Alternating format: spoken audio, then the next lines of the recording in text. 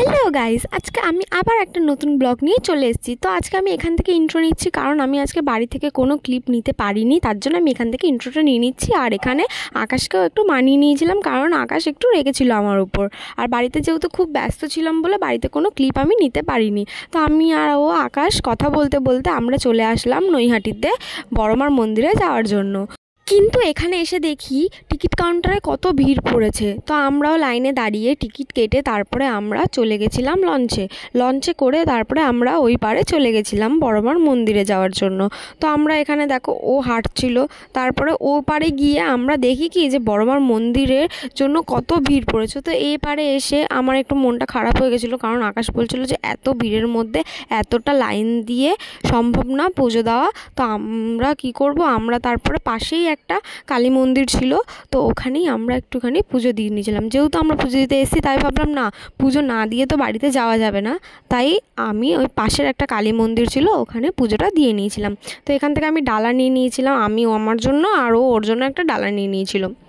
দুজনের জন্য ডালা নিয়ে তারপরে আমরা পুজো দিতে চলে গেলাম। এখানে দেখো, এখানের মন্দিরটাও কি সুন্দর না, মা তো মাই হয়, সে যেখানেরই হোক না কেন। তো এখানে আমি পুজোটা দিয়ে নিলাম। এখানেও দেখো লাইন ছিল, কিন্তু ও বড়মার মন্দিরের মতন অত ভিড় ছিল না, কিন্তু এখানেও হালকা ফালকা লাইন ছিল। তারপরে আমরা লাইনে দাঁড়িয়ে পুজোটা দিয়ে নিলাম। এখানে দেখো মায়ের মুখটা কত সুন্দর লাগছে না দেখতে। এখানে আমরা লাইনে দাঁড়িয়ে পড়েছি, আর একটুখানি আমাদের লাইন ছিল, আর 3-4 জন মতন ছিল। আর আজকে জানো বড়মার মন্দিরে এত লাইন পড়েছিল, যাদের কাছ দিয়ে ডালা নিয়েছিলাম তারাই বলছিল যে তোমরা রবিবার করে এসো না, রবিবার, মঙ্গলবার আর শনিবার এসো না, এদিনকার খুব ভিড় পড়ে। আর আমরা গেছিলাম সকাল 11টায়, যাদের পুজো হয়ে গেছিলো তারা গেছিলো তোমার সকালবেলায়, ভোরবেলার দিকে, তার জন্য তাদের পুজোটা হয়ে গেছিলো। আর আমরা যেহেতু 11টায় গেছিলাম, ওর জন্য আমরা যদি লাইন দিতাম তাহলে আমাদের বাড়ি আসতে আসতে 5টা বেজে যেত। ওর জন্য আকাশ বললো যে আজকে চলো, আজকে আর পুজো দিতে হবে না, আমরা অন্য কোনো দিন এসে পুজোটা দিয়ে নেব। আজকে পাশেই একটা মন্দির আছে, কালী মন্দির, তো আমরা ওখানেই পুজোটা দিয়ে নিয়েছিলাম।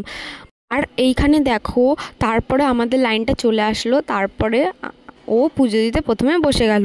ও পুজো দিতে বসে ও আমাকে বলছিল আমি না বসতে পারছি না, আমার না পায়ে খুব লাগছে, কারণ ওর পায়ে একটুখানি ব্যথা ছিল, ওর জন্য ও বসতে পারছিল না বলে ওর পায়ে লাগছিলো। তাও ও বসে টসে ও ভালো করে পুজোটা দিয়ে নিল। তারপরে ও পুজো দিয়ে নেওয়ার পর তারপরে বসে গেছিলাম আমি পুজো দিতে। আর এখানে মাকে দেখো কত সুন্দরভাবে সাজিয়েছিল, আর আমি পুজো দিতে বসে গেছিলাম। আমি খুব মন দিয়ে পুজো দিচ্ছিলাম। আমি যখন কোথাও পুজো দিতে আসি না, আমার মনে হয় আমার মনে যত কষ্ট দুঃখ আছে সব যেন কোথায় মিশে যায়, মনটা যেন শান্তি হয়ে যায়। মায়ের মুখে একটা অদ্ভুতই একটা মায়া আছে, তাই না? মায়ের মুখটা দেখলে যেন সব অশান্তি দূর হয়ে যায়। তো আমি এখানে ভালো করে পুজো টুজো দিয়ে নিয়েছিলাম। ব্রাহ্মণে আমাকে জিজ্ঞাসা করছিল, নাম গোত্র সব জিজ্ঞাসা করছিল। তো আমিও ব্রাহ্মণকে নাম গোত্র টোত্র বলে ভালো করে পুজো দিয়ে নিয়েছিলাম। লাস্টে আমিও ব্রাহ্মণকে দক্ষিণা দিয়ে নিয়েছিলাম। আর আজকে আমরা যখন পুজো দিতে এসেছিলাম তখন দেখছিলাম দুজন এখানে বিয়েও করতে এসেছিলো। তো আমরাও ওদের দুজনের বিয়ে একটুখানি দেখে নিলাম। তারপরে ওখান থেকে মন্দির থেকে বেরিয়ে আমরা ধূপকাঠি মোমবাতি এগুলো সব বাইরে জ্বালিয়ে নিয়েছিলাম।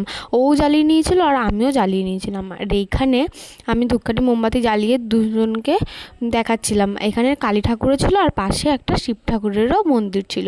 তো প্রথমে আমি কালী ঠাকুরের মন্দিরে আমি ধূপকাঠি মোমবাতি দেখিয়ে নিয়েছিলাম। তারপরে ওইখান থেকে বেরিয়ে আমি একটুখানি শিব ঠাকুরের মন্দিরে গিয়েও আমি ধূপকাঠি মোমবাতি দেখিয়ে নিয়েছিলাম। এখানে দেখো, এইখানে শিব ঠাকুরের মন্দির পুরো পাশেই, একসাথেই করা দুটো মন্দির, কালী ঠাকুর শিব ঠাকুর একসাথে। তো আমি এখান থেকে শিব ঠাকুরকেও দেখিয়ে নিয়ে তারপরে আমি মোমবাতি ধূপকাঠি পুঁতে নিয়েছিলাম।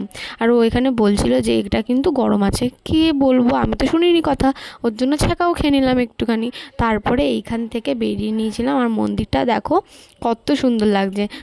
আর ডালার সাথে একটা লাল কাপড়ও ছিল। সবার এখানে লাল কাপড়টাকে বেঁধে নিজের মনের কামনা পুরো ইচ্ছাটা চায়। তো আমিও এখানে লাল কাপড়টাকে বেঁধে আমার ইচ্ছাটা চেয়েছিলাম। জানি না আশা পূরণ হবে কি না, কিন্তু জানি যে মা ঠিক আমার আশাটা একদিন না একদিন ঠিক পূরণ করে দেবে, আমার মনের ইচ্ছাটা একদিন না একদিন ঠিক পূরণ করে দেবে। তো ওইখান থেকে আমরা মন্দির থেকে বেরিয়ে তারপরে আমরা জুতো পরতে চলে গেছিলাম, কারণ মন্দিরটা ছিল অনেকটা দূরে, আর আমরা যেখান থেকে ডালা নিয়েছিলাম ওখানেই আমরা জুতোটা রেখেছিলাম। তো ওইটা ছিল অনেকটা দূরে।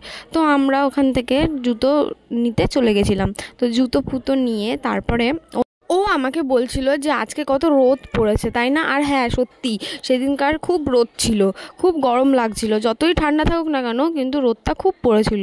তারপরে আমি আর ও দুজনে মিলে জুতোটা পরে নিয়ে ওইখানেরই একটা নৈহাটিতে একটা নিরামিষ কচুরির দোকান আছে, তো ওখান থেকে একটুখানি আমরা কচুরি খেয়ে নিয়েছিলাম। আর নিরামিষ হলে কী হবে, এত টেস্টি ছিল খেতে যে কী বলবো। তারপরে ও একটু ওর জন্য মিষ্টি নিয়ে নিয়েছিল, আমি তো মিষ্টি খাই না, তো ও একাই ওর জন্য মিষ্টি নিয়ে নিয়েছিল।